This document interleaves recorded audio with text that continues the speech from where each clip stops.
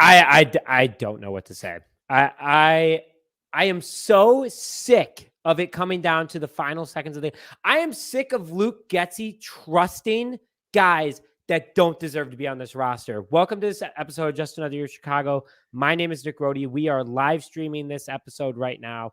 Bears lose to the Commanders 12 fucking 7. Unacceptable. So annoying. Tony, initial reaction to the loss. It just hurts so bad, man. It just doesn't change. It never. I was quoting this I think a couple weeks ago, whatever it was. It's say hello to the new boss, same as the old boss. We can't score in the red zone. We can, and I'm not blaming. We can get into specifics and stuff. It's just, why can't we win football games? I don't know. That's the overarching theme of it all. Why? And there's all the why little do we things that'll come off it, but. Like, why is Smith out there? Smith Marset needs to be cut before he gets to the locker room. Why is he not cut? Why is Velus Jones Jr. catching punt returns? That's the second time in 3 games that he has fumbled on a punt return. Completely fumbled away the game, I would argue, too. Fumbled not just like first quarter or whatever, but yeah. And the Bears on top of it, we're in the red zone, and they had 5 opportunities within the 20-yard line in order to make the play. Eric Motto, thanks for checking in, man. Here we go. Velus sold, and Justin yet again put us in a position to win. Yes, Justin did put us in a position to win. Justin was getting his shit rocked tonight, and he just flat out, his offensive line gave up on him. Sam Mustipher sucks. I hate that guy. 4th and 1, he didn't even block anybody. But overall, I mean, Velus Jones Jr. should not be a punt returner. I'm so happy Luke Getsy took him out. But unbelievable how bad this game was. Such a winnable game. Justin was in winnable positions. So frustrating. Eric, thanks for the comment, man. Really appreciate it. I'm sure you're frustrated too. I see we got more people pouring in right now. Talking to us. So thanks everybody for logging in. Put your comments in about how you're feeling after this game. Absolutely unacceptable though. Bears fall to the Commanders 12-7. Pee-wee fucking football score. 12-7. Nothing could get done. Bears fall to 2-4. First loss at home this year. We got another comment coming in right now.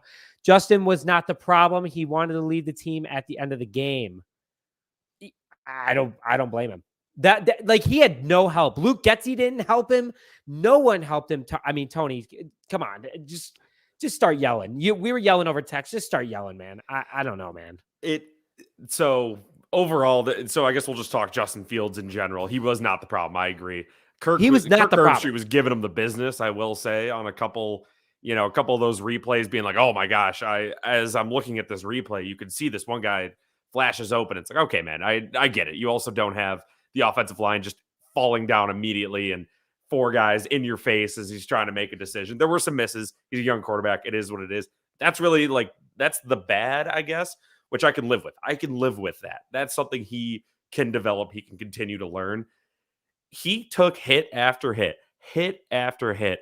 He got the push-ups, man, after just getting smashed to the ground on that beautiful, arguably the greatest touchdown pass ever thrown by a Bears quarterback. That was pretty sick. Pettis had 2 drops tonight that were completely unacceptable, but that catch was absolutely sick. Mm-hmm. That one in the end zone at the end, I'm not blaming the refs. We had the entire game to win the game. But man, again, that guy was 5 all over him. Times under 20 yards in the red zone. Completely unacceptable. Mm-hmm. Just unbelievable. We need to make a push for DJ Moore after this game. Not gonna lie, totally agree. Anybody. How do you not catch? Who's the guy? Fucking Pettis is dropping everything. Smith Marset just letting him bounce off. Smith Marset. How he had 3 drops in the game, and then they're going to him in the red zone. Oh my! He had the end around where he tripped over Braxton Jones's ankle too. Braxton Jones played like shit tonight. I don't care if you were. He was going against the toughest defensive line in the NFL. My dad and I were watching. This episode is sponsored by Makers. I am full off Makers Mark right now, and I am so just genuinely pissed off at the fact that Braxton Jones has been so good, and we've been defending him. And he just did not show up tonight. But, oh, my God. Like I see the comments filling up right now and just keep commenting everybody, but oh my God, just 12-7. How is that acceptable? Three games in a row. I have a question for you here, Nick. I watched like 4 seconds of the post game show on Amazon, whatever. And Richard Sherman was furious that they didn't try to run the ball kind of at the end there. Do you think? I think he should have run the ball. Yeah. 100%. You have David Montgomery and Khalil Herbert who are ripping it up all game. And you're going to tell me you're not going to run the ball in. You're going to pass it to Darnell Mooney, which I love Darnell Mooney, no doubt about it. But Dante Pettis on that play was wide open in the end zone. I just want to put that out there. He was wide open. Same with that over the cross middle route that Dante Pettis ran earlier in the game that Justin Fields could have gotten a first down off a third down where the Bears punted it. Justin Fields is way too locked in right now. This is the one thing as a young quarterback he needs to work on. He's too locked in on hitting the guy he's supposed to hit. Look around the field. Dante Pettis was open twice, once in the end zone, once for a first down that could have changed the game. But I think he should have ran the ball in at the end of the game. That's just my opinion. Yeah, they had enough time. They definitely did because it was. I get if you're, if they were like the 30 still, it's like okay, we still got some work to go in it. And also if you needed a field goal, but you needed a touchdown, there was so much time. They could have at least taken one shot at it.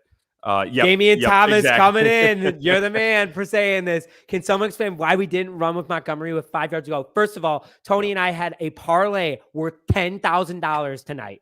And if Montgomery would have done that, we would have gotten over half of them right. We had a 21-leg parlay. Just putting that out there. But yes, it doesn't. You don't get any money for over half right. I will say. I will throw that out there as a disclaimer. Unfortunately, just a moral thing. Like, wow, you hit a lot. But like, how did you not run that in? I totally agree with you, Damian. Thanks for logging in, man. I totally agree with you. Completely unacceptable. Especially after Fields ran for. Sorry, we'll get to this next comment in a second here. After Fields ran, it had that epic run where he's tired and he's getting the hit too. I mean, he was beat up. You got to at least give him basically a playoff there. Just try to run it in with your big boys. I think we're on the same page. Wait.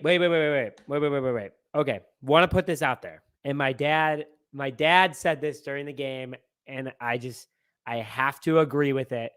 Is why the hell are you throwing Lucas Patrick back out there after a potential concussion? The dude did not look like the same after that point either. No. Like it was rough. No doubt it was rough. But two other things I want to call out. That was a quick one. Well, I don't know if you saw, they put the cute little thing on the front of his helmet. So that fixed it, right? They did. Yeah. Totally protects it. Yeah. So here's another thing that I want to throw out there. I want everyone to make their comments on it. Luke Getsy, what the fuck, man? He looked better in the first half than the second half. Usually you make adjustments in the second half to be better than the first half, and it was completely flipped. Justin Fields looked like he was on his own island after this game. Completely unacceptable. And, Justin Fields, he played really well. I think Fields played better in this game than the Minnesota game because he had to go against a much stronger defensive line with his offensive line breaking down. And Justin still made plays happen. He was hitting Cole Kmet. He was hitting Darnell Mooney. And again, he has no receivers to work with. N'Keal Harry was rumored to be in, did not come in. Just super frustrating. More people are pouring into the video right now. We can see how many people are viewing. Put your comments in the chat of what you wish Luke Getsy would have done. But Tony, what do you wish Luke Getsy would have done tonight differently? Well, I first I want to comment on what you said about how, it started good, got bad. It was weird. It was Fields did have a good game, or I think he played well at the throughout the end of the game for the most part. It was weird. He almost wasn't as good at the start, and the offensive line was actually kind of holding up, giving him time. I was a little worried that it was going to be one of those nights where we all have the conversation on Twitter. Is it Fields' fault? Is it Fields' fault? But then all of a sudden it is not Justin's fault. It looked like there was nobody blocking. It just looked like there were no offensive linemen. I think what was it? Right at the end of the first half throughout the rest of the game. I agree with this too. Oh yeah. The Washington Commanders did a much better job making adjustments in the second half than the Chicago Bears, Absolutely. Which the Bears have done a great job. Usually it's the Bears making the better job, but unacceptable with how the adjustments went. Tony, I know you want to say something. Ron Rivera outcoached Matt Eberflus tonight, and that's just experience, but also just being optimistic here is that Ron Rivera is a Super Bowl coach. Matt Eberflus is a first-time head coach. And I mean, he kept it close. 5-point game. There was some bullshit calls too. I just want to put that out there too. But Tony put that. But I know you want to say something. I'm sorry. Well, I was first going to say I have so many things pulled up on my screen, stats and whatnot. I'm like struggling to read this. So if you see me squinting, that's because I have the box is so small on my screen there. So I apologize in advance. Carson Wentz didn't even throw. He threw for 99 yards. So he threw for under 100 yards. They didn't have a was rusher. The under. Brian Robinson led their rushing attack with 60 yards. There was no reason we should have lost this game. Like, just, I get we're young and there's issues, but like this was, it was kind of like the Colts Broncos last week, where it was like the game was just always there. It was always there, and we just waited. Amazon Prime football sucks. We have said it. Amazon Prime football freaking sucks. It's the curse of Amazon, I think. That's what it is. Corporate greed. That's what it is. Jeff Bezos was definitely dipping his hand in that one. I got a comment from Mr. Man. Justin had some accuracy problems. That throw to the helmet was bullshit in the beginning of the game. I put that on Justin. Like, you threw it right at the guy's face. Like, and there's no weather conditions enabled to put that out there. I believe this is a result of growing pains after he changed his throwing motion. Totally. Okay. Backtrack. That's a fair point. Throwing motion, the guy, but he did miss two wide open guys on the final drive. Mr. Man, thank you for calling that out, because that's what Tony and I were just talking about. I'm not sure if you were logged in at that point, but yes, 100%. Tony, any comments to that before we go to Deerfield Joe? Yeah, I said this in my halftime report. I did on Twitter. I tried to post on Instagram, didn't load, whatever. He does need to complete his reads. Like, that's a great point. It is. I mean, obviously, I'm saying that sitting here on a couch, but you can just tell. And you can tell when you watch the replays, he does just kind of stare one guy down, and I want to know, I guess, why that is. And I think it's because he gets the play call in, and it's like, all right, we got to go to this guy, or basically the entire play breaks down because I'm not going to get the blocking. He only throws to whoever is highlighted. Marsette's my number 2 receiver out here. How? Like, How? I guess I can understand his skittishness, but it's not a recipe for success, I think is the best way to put it. So I agree with what Mr. Man said. I also want to throw out there, Velus Jones Jr. should never be on special teams ever again. He should only be on offense. Much better offensive player. He's horrible on special teams. Fool me once, shame on me. Fool me twice, shame on you. No, or whatever. Other way around, maybe. Other way around. Shame on you, shame on me, and then the third one's you're a fool. Yep. So Deerfield Joe, why did Alan Williams not cover his calls when he was just asking for trouble? 100% agree with that. None of the Bears do that. I mean, Eberflus covers his mouth, but Alan Williams or Luke Getsy does not cover their mouth. I know that you can't, like, the league is super serious about spies now, which is good, but overall, asking for trouble, 100% agree with that. Deerfield Joe. It was a very observant take. I will say. I agree. The man has attention to detail. What can I say? It's not like he's my dad or anything, Deerfield Joe. Anyway, I love Mooney. He's got to know where he is on the field. He should have been 1 or 2 more yards inside the end zone. 100% agree with that too. He should have ran more deep in. You cannot be running on the goal line when the game's on the line. You should make sure that you're in the end zone. It was close. And especially if that ball does break the plane while he's holding it, you really leave it up to everything, just up to the interpretation of, stop me if you heard this before, potentially bad officiating, or guys that, I don't want to say bad. They have the hardest job in the world. I know we rag on them. It's so easy for us to complain with like these slow motion replays, but at the same time, we've seen plenty of calls go maybe the way that 99% of the world thinks it should have gone the other way. So I do agree. You really just left everything kind of up to chance. You got to work 100%. A little deeper. You got to. And speaking of that, like, this is a rebuilding year. So everyone that's listening, and we're getting a lot of listeners right now. So everyone, thank you for coming in. This is a fantastic comment from Joseph Garza. No line, stone-handed wide receivers. 100% agree with that. It's a rebuilding year. It is. That's the one thing as a Bears fan I'm trying to hold on to. It's a rebuilding year. But if I'm the Chicago Bears and I'm Ryan Poles, I am going after an offensive lineman in the first round next year. We need to build up time for Justin Fields. This line is better than last year. There's no doubt about it, but he needs more time, especially against the number 1 quarterback pressure off defensive line in the NFL and the Washington Commanders, shockingly. And, my dad said it best. We lost to a 1-4 team. Completely unacceptable. 100% love this comment. Thank you, very much, Mr. Garza, for checking in on that. Brad Schneider, good friend of mine, Illinois State. See you on Saturday, my guy. Bud Light rep down there. Love Love drinking kegs with Brad, especially at tailgates.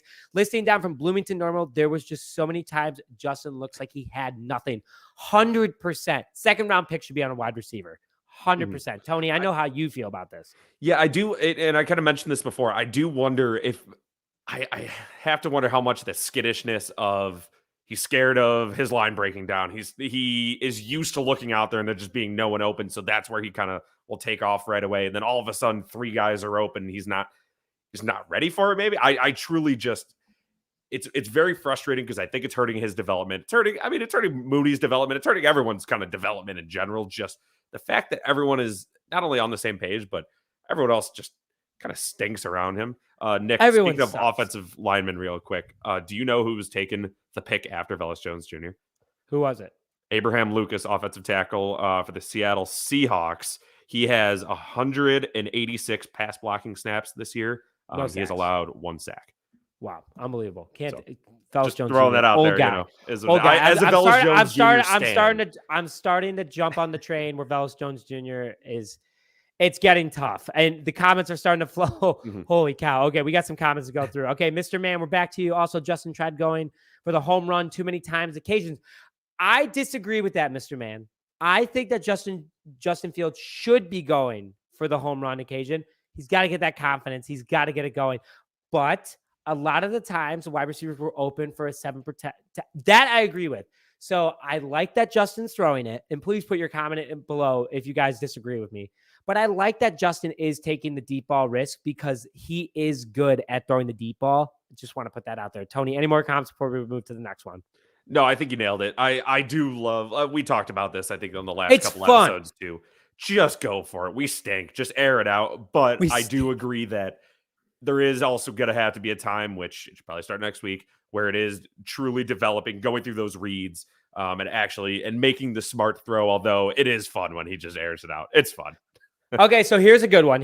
Fields hangs onto the ball too long because his criteria for determining when a wide receiver is open is too high. Yes, 100%. You have to be able to thread the needle as a quarterback. I 100% agree with this comment because he does run the ball a little too much. Even if there's a second of separation and you could throw a ball 90 miles an hour, you should be able to do that. 100% agree with this comment that he does way too long. But again, young quarterback. He technically just went through his first NFL season. This was his 16th start. Tony, any comments before we go to Mike's comment? Yeah, that's an interesting comment too. And I think that's a combination of, obviously at Ohio State, he had wide open receivers a lot. So I definitely get that. I'm sure there was something in there, under Ryan Day and stuff. It was, you're going to see this guy wide open throwing the ball. And now it might be a trust thing. It truly might be a trust issue where he's scared of throwing interceptions now, or, I guess what he feels like is wasting a play, but then he ends up obviously in the end trying to put it all on his back and sometimes not wasting a play. Obviously he's great on his feet. However, he's going to get killed and eventually, unfortunately, because he is just risking it all. But 2, we got to start making some throws. Here's a good comment, and I want to put this out there for everybody. Since 1985, Washington is 16-4 against the Chicago Bears and 9-1 at Soldier Field. We're just not beating them. Carson Wentz is also undefeated on Thursday nights. That is also true. Carson Wentz is undefeated on Thursday night. What a stat, by the way. But because Jim McMahon posted how the Bears beat the at the time Redskins, now the Washington Commanders, during the 1985 season. But what a stat. Usually the Bears are better against everybody until the recent last 7 years. But this one, shocker. Thanks for sharing that one, Mike. That's a good one. Oh, conspiracy theory for you here. Oh, what's that? Oh, I don't know if that'll play into what I'm going to say here. So obviously with all the Dan Snyder stuff, maybe Goodell was like, dial up the old, let's laugh at the Bears, make fun of the Bears on primetime play to kind of get everyone cover up off what Snyder's doing. So yes, I think the Bears I was telling my dad about that tonight. NFL rigged. It's not our fault. Well, also Dan Snyder is like, you guys want to make me, the kid of the playground that everybody laughs at? Give you a win. Guess what? I'm rich and I got lawyers and I'm going to go after everyone. Wow. Dan Snyder, Bears technically won this game. It was stolen from them. That's what Bears won this game. What's next for the Bears? 11 days off, much needed for Justin Fields. That's That's all I can say to that. But N'Keal Harry going to get the revenge game? I don't know. Yeah. We're gonna have all the updates coming on. We're not coming out. We might log on tomorrow. Who knows? But we're happy. I mean, we have over 100 people listening right now. So great to see everybody. Awesome. Keep putting. We still have so many comments flowing in that we have to answer. Holy shnikes! Ron logged in. Ron, thanks for logging in late, my man. As always, logging in. I by far our number one fan. We love you, Ron. I can't excuse Fields here because Ron was saying some pretty positive things about Fields earlier, defending him. And Ron, in my opinion, I thought you were defending Tony more than my comments. So, I'm a little emotional. Yeah. Tony's always Ron. Correct. That's why I love Ron, though. Everybody loves Ron. If you don't know Ron, this is Ron. I can't excuse Fields here. He held on to the ball too long. Can't make decisions fast enough. Yes, Ron. Yes, Ron. I love Ron so much. Okay. As a Fields defender on everything in general, this has always been the thing that I've definitely said has been his drawback. So I agree. I definitely agree. Tony does not hurt Andy Dalton. I got a little chippy at Nick in our group chat earlier. I think Justin Fields threw his touchdown. I've been waiting to throw this out there. Tony loves Andy Dalton. If you hate Andy Dalton, throw it in the comments. But Tony hates Andy Dalton. Okay, Deerfield Joe is back. Do you think Justin Fields should be facing away from the defense when he calls offensive plays from another infamous Hall of Fame quarterbacks so the defense has a sneak peek on the play? 100%. That's another thing. Is that the coaches should be covering their mouths. Justin Fields should not be facing the defense when he's calling plays. 100%. I'm just going to say yes to that. Tony, any comments to that before we go to the next one? I think that's interesting. It's the NFL, baby. We've seen Deerfield Joe has got the details. Even baseball has like sign stealing, cheating stuff. The NFL's way past baseball. Way I'm gonna keep this banner up for everybody to know that Tony loves Andy Dalton. Tony wishes Andy Dalton was quarterback. So, so Ron coming back. By the way, the fourth quarter, I wanted to see Trevor Siemian could do. Tony's disagreeing. I agree with Ron because Justin was so beat up. Like, why not? And we were only down by a certain amount. The defense did a great job stopping. Shout out to the defense tonight. I thought the defense did a great job. 12 points. Yeah. 12 freaking points, man. And Roquan Smith. Tony, do you have the stats of tackles? I do have the stats, and I've taken away the Andy Dalton comment if you bring up the stats. The tackles. Roquan Smith had 12 total tackles. Wow, that would be awesome if he had 12 sacks. Tony. He had one sack, only one sack. One tackle for loss. Nick Morrow had 9 tackles. Kyler Gordon and Watts had 6. Eddie Jackson had 5. Eddie Jackson could tackle. That has just been happening every week. He had a bullshit play tonight. Okay, all right. He could tackle more than he tackled the last 3 years combined. We got Derek Carter coming in here, flying in hot. 200 yards rushing, given up, 12 points on defense. Is that 200 passing? Is that 200 yards for us, Derek? I'm sorry. That's for us. Yeah, that's for us. Okay, Derek. Nothing. Derek's talking positive. Thank you, Derek. I appreciate you logging in, my man. 12 points on defense. The passing game, the passing defense blocking sucks. 100%. That was horrendous tonight. Fields was running for his life. Fields is averaging being sacked. Tony, are you ready? You ready for some math? Oh, boy. 4 times a game. He was sacked 3 times in the first half. So the Bears did make an adjustment on the offensive line, but still BS. I 100%. Derek, thank you for that comment. That's the stats build that we off needed. that comment there. The Bears had, if I did my quick math correctly, okay, the Bears had like 20 more rushing yards than Washington had total passing and rushing yards combined. If you take away sacks and stuff, but either way, like that's because they had 220 or something, 210 total. Because guess what? Derek comes back with another comment. Tony, gotcha. He doesn't have time to go through his reads. Yeah. Gotcha, Tony. Derek, you got Tony. Mm-hmm. No, 100%. I agree that he doesn't have enough time. The offensive line sucks. Bad. You know what? Fun fact, my parents did not let me say the word sucks till I went to college. So it's a lot of fun to say the word sucks now. So yes, the offensive line sucks. And I know my dad's listening, so he's probably like rolling his eyes like, oh, yeah, whatever. Deerfield Joe coming back. 100% agree with Justin taking a shot. I'd like to be able to see a 7 to 10 yard pass. Got to go for it. Yeah, you got to go for it. I 100% agree with that. Mm-hmm. Tony does too. After tonight, I have a question if Fields can make decisions fast enough in the pros. Tony, go and defend your man. It has been, there are still question marks. I'm not going to say it's perfect. Obviously, I'd be lying. I would be just a biased. I Nick's love how happy Ron about unlocking Tony. Just digging him in. There we go. Justin. I'm worried, obviously, about some of the things he does still. Like I think that's fair. I can't say I'm not. Like that would be incorrect. I'd be lying to you all. However, there's just so much around him that it's just everything falls apart. And he doesn't help it sometimes. I don't want to play it's not Justin Fields, it's everyone else. It's also everyone else. I think that's fair. And then Ron comes in. We need to sign Will Fuller. Oh, is he off suspension yet? Is he off suspension is the question. That's it for me, Rod. Or Jim. Sorry, Jim. You and Ron are the same exact color. Great color. I think he is still on suspension, though, so he's got a little bit more time. But, Jim, I would sign him if he is available. I would not sign OBJ. OBJ wants too much money. If we went through truly, like, the list of who's out there, who we can get, there are some embarrassingly bad wide receivers I'd say are still better than some of the guys we're trotting out there. There's some I'd be like, I would feel sick saying it, but it'd be true. Oh, here we go. The Bears have always lost to the Redskins when Gibbs was coach. 1985 was anomaly. Oh, all right. That's fair. Yeah, the 85 Bears can't top him. Wasn't alive. Was not even a thought. I forgot we technically have a historic rivalry kind of with them because of that whole when they beat us 7-3 and they said, "Oh, the Bears are front runners," and then we won 72-0, 73-0 or something. Yeah, the highest score. Yeah. Screw the Washington football team. I'm gonna call them that because at the time they were Redskins, now they're the Commanders, the Washington football team. Brad Snyder coming in saying he needs an XL, just another year Chicago t-shirt for Saturday. Brad, if you're still listening, I might be able to make that happen for you. If you're at Illinois State this upcoming weekend, Swifty, if you're in the chat, would love to hear from you, man. We'll see you at the tailgate.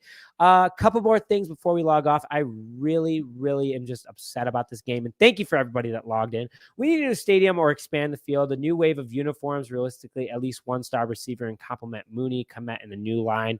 So pretty much what Damien's saying, we need a whole new team next year. So 100% agree with that. We have a good run game, but no new quarterback. So develop around Justin. 100% agree.